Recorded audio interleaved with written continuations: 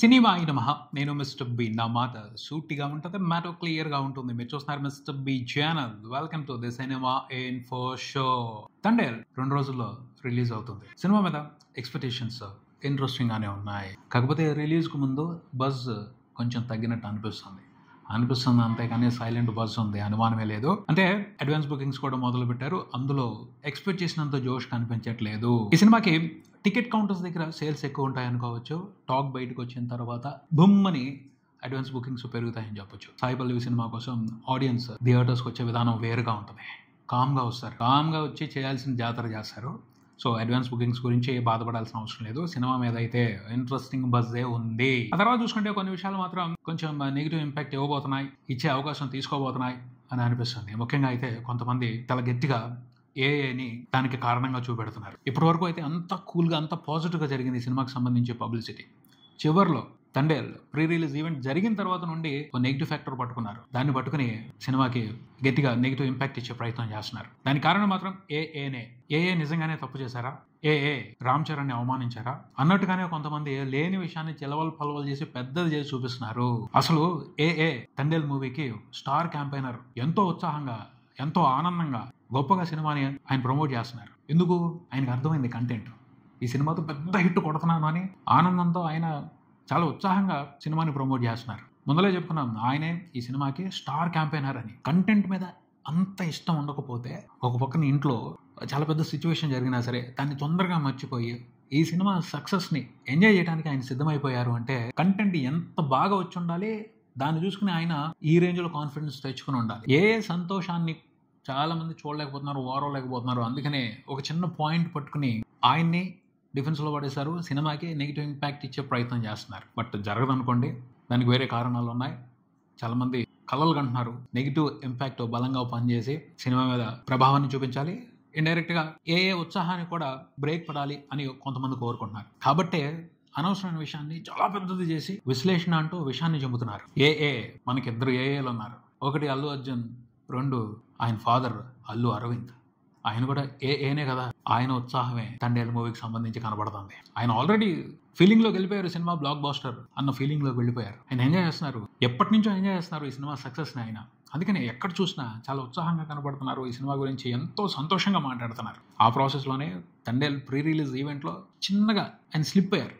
దాన్ని గట్టిగా పట్టుకుని చాలా పెద్దదిగా చూపించేస్తున్నారు భూతద్దంలో పెట్టి. ఆయన దిల్ రాజును ఓదార్చడం కోసం సరదాగా చమత్కారం చేశారు. దాన్ని పట్టుకుని గేమ్ చేంజర్ని అవమానించేశారు, రామ్ చరణ్ని అవమానించేశారు, మేనల్లుడని కూడా జాలి లేకుండా అలా అవమానించారు. ఇలా జరిగింది. ఇక్కడ ఒక విషయం అర్థం కావట్లేదు. నిజాన్ని నిజమని ఒప్పుకోవటం తప్పేంటి? జరగలేదా? గేమ్ చేంజర్ కి సంబంధించి జరిగింది ఏమిటి? దిల్ రాజును ఓదార్చడం కోసం, దిల్ రాజు కేపబిలిటీని, ఆయన అదృష్టాన్ని చెప్పడం కోసం మాత్రం ఆయన ఉదాహరణగా తీసుకున్న తప్పించి ఎవరిని అవమానించాలని ఉద్దేశం లేదు. అది క్లియర్ గా అర్థం అవుతుంది. అయినప్పటికీ దాన్ని చిలవలు పలవలు చేస్తున్నారు. అవమానం జరిగింది, ప్రతీకారం తీర్చుకోవాలి, ఇలా తీర్చుకోవాలి, అలా తీర్చుకోవాలి, ఇలా తీర్చుకునే అవకాశం ఉంది. వీళ్ళే సలహాలు ఇస్తున్నారు, కొత్త కొత్త ఐడియాలు ఇస్తున్నారు. అల్లు అరవింద్ మీద ప్రతీకారం తీసుకోవడం కోసం తండేల్ సినిమాకి సంబంధించి సోషల్ మీడియాలో నెగిటివిటీని స్ప్రెడ్ చేస్తారు. ఎన్టీఆర్, మహేష్ బాబు, ప్రభాస్, రామ్ చరణ్ వీళ్ళకి స్ట్రాంగ్ ఫ్యాన్ బేస్ ఉంటుంది కాబట్టి నెగిటివిటీని తట్టుకోగలుగుతారు, ఎంతో కొంత డిఫెండ్ చేయగలుగుతారు. నాగ చైతన్యకి పాపం సోషల్ మీడియాలో గొప్ప టీం లేదు. నెగిటివ్ ఇంపాక్ట్ వస్తే దాన్ని తట్టుకోలేడేమో, సినిమాకి ఏమవుద్దో ఇలా విశ్లేషణలు చేస్తున్నారు. ఈ నెగిటివ్ కాలుష్యాన్ని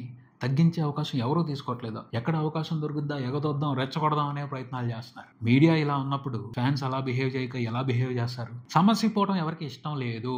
ఆ కాలుష్యం అలాగే ఉండాలి. అదే వాళ్ళకి టీఆర్పీ రేటింగ్స్, అదే వాళ్ళకి మైలేజ్. మళ్ళీ పక్కకెళ్ళి సందర్భం వచ్చినప్పుడు నీతులు చెప్తారు. ఫ్యాన్స్ సభ్యత లేకుండా, వివరం లేకుండా, విలువలు పక్కన పెట్టేసి ఫ్యాన్ వార్స్ అంటూ నానా రప్సా చేస్తున్నారు, అసభ్యంగా బిహేవ్ చేస్తున్నారు అని మాట్లాడతారు. ఇలా ఉండకూడదు, అలా ఉండాలి అని నీతులు చెప్తారు. ఒక పక్కన ఎగదోసేది మీరే, ఇంకో పక్కన నీతులు చెప్పేది మీరే. సామరస్యంగా ఉండాలి. జరిగింది చిన్న విషయం, పాజిటివ్ యాంగిల్లో చూడండి. ఏం లేదు, అక్కడ ఏం లేదు, అయిపోయింది, అంతా క్లియర్, క్లోజ్.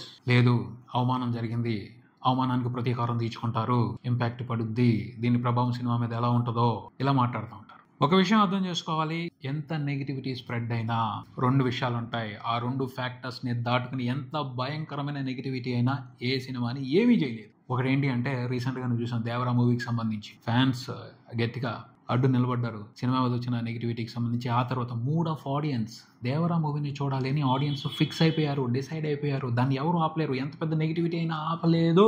ఆడియన్స్ సినిమాని చూడాలి అని డిసైడ్ అయ్యారు అంటే సోషల్ మీడియాలో కనిపించే నెగిటివిటీ నథింగ్, ఎందుకు పనికిరాని విషయం. పబ్లిక్లో సినిమాకి సంబంధించి పాజిటివ్ టాక్ స్ప్రెడ్ అయ్యే విధానం వేరుగా ఉంటుంది, నెక్స్ట్ లెవెల్లో ఉంటుంది, ఎవరికి అర్థం కాని విధంగా ఉంటుంది. రెండో విషయం కంటెంట్ కరెక్ట్గా ఉందనుకోండి, రమ్మానండి ఎంత పెద్ద నెగిటివిటీ వచ్చి ఆ సినిమాని ఆపుద్దా. సినిమా బాగుంది, పాటలు బాగున్నాయి, ఎమోషన్ బాగుంది, సినిమా కరెక్ట్గా ఉంది, ఎవరు ఆపుతారు? అమరన్ మూవీ కూడా చాలా మంది నెగిటివ్ రివ్యూలు రాసి ఏముంది ఆ సినిమాలో గొప్పగా ఏమీ లేదు అన్నారు, కానీ ఎమోషన్ జనాలకు కనెక్ట్ అయింది.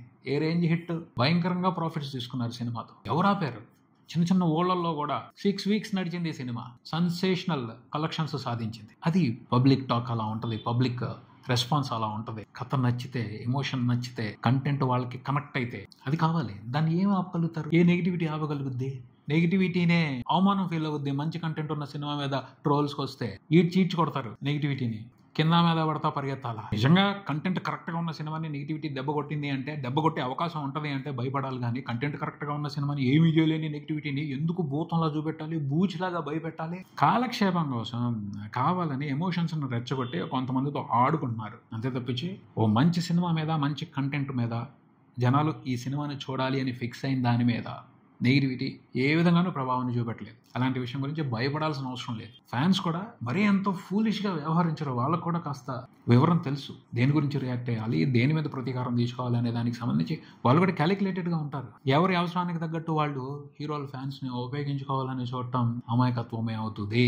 తర్వాత చూసుకుంటే తండేల్ మూవీకి ఇంట్రెస్టింగ్గా బిజినెస్ జరిగింది. చాలా మంచి టార్గెట్ని చేజ్ చేయడానికే మార్కెట్లోకి సినిమా రిలీజ్కి వస్తుంది. శుక్రవారం రిలీజ్ అవుతుంది. ప్రపంచవ్యాప్తంగా చూసుకుంటే సినిమాకి అరౌండ్ 37 కోట్ల వరకు ప్రీ రిలీజ్ బిజినెస్ని ఫిక్స్ చేశారంటే ఎందుకంటే ఈ జస్ట్ వాల్యూడ్ నెంబర్స్ మాత్రమే. అలా ఇంత రావాలి అంటే ఒక హిట్ టార్గెట్ పెట్టుకున్నారు. వాస్తవంగా సినిమా మీద నమ్మకంతో గీతా ఆర్ట్స్ ఈ సినిమాని ఎవరికి అమ్మలేదు, డైరెక్ట్గా రిలీజ్ చేస్తుంది. మినిమం అడ్వాన్సులు తీసుకుని డిస్ట్రిబ్యూటర్స్తో టైఅప్ అయి ఓన్ రిలీజ్ చేస్తుంది. అంటే ఎంతైనా రెవెన్యూ రానివ్వండి, డిస్ట్రిబ్యూటర్స్ కొంత కమిషన్ తీసుకుని మిగతా ప్రాఫిట్ అంతా కూడా ప్రొడ్యూసర్స్కి ఇచ్చేస్తారు. సో గట్టి నమ్మకంతో ఉన్నారు, లాభాలు మొత్తం మనమే తీసుకోవాలి, ఎక్కువ మనమే తీసుకోవాలి అని గీతా ఆర్ట్స్ అంత నమ్మకంగా ఉంది సినిమా మీద. ఎవరు కూడా ఇలాంటి ప్రయత్నం చేయరు.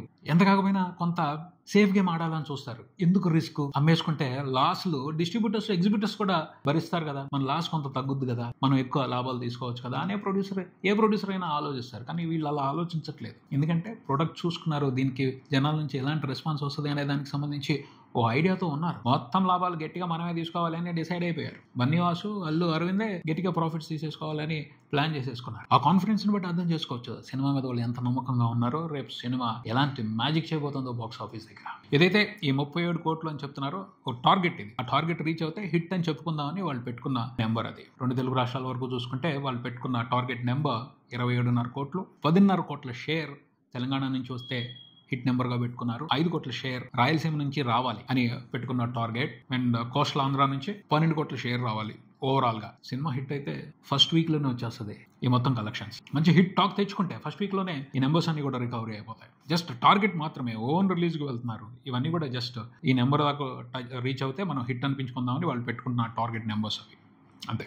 ఓవర్సీస్ కూడా 6 crores టార్గెట్ పెట్టుకున్నారు. ఫుల్ రన్ లో 37 కోట్ల షేర్ మార్క్ ని టచ్ చేయాలి, అప్పుడే హిట్ అంటారు. వాల్యూడ్ అయినా సరే నెంబర్ ఫిక్స్ చేసిన తర్వాత ఆ నెంబర్ ని రీచ్ అయిన తర్వాతే సినిమా హిట్ అంటారు. ఓన్ రిలీజ్ కి వెళ్ళాం, వాల్యూడ్ నెంబర్ ఏముందలే మాకు తెలుసు సినిమా హిట్, ఇలాంటివి నడవు. ఓ నెంబర్ పెట్టుకున్నప్పుడు, ఓ లెక్క పెట్టుకున్నప్పుడు దాని ప్రకారమే హిట్ ని కన్సిడర్ చేయాల్సి ఉంటుంది.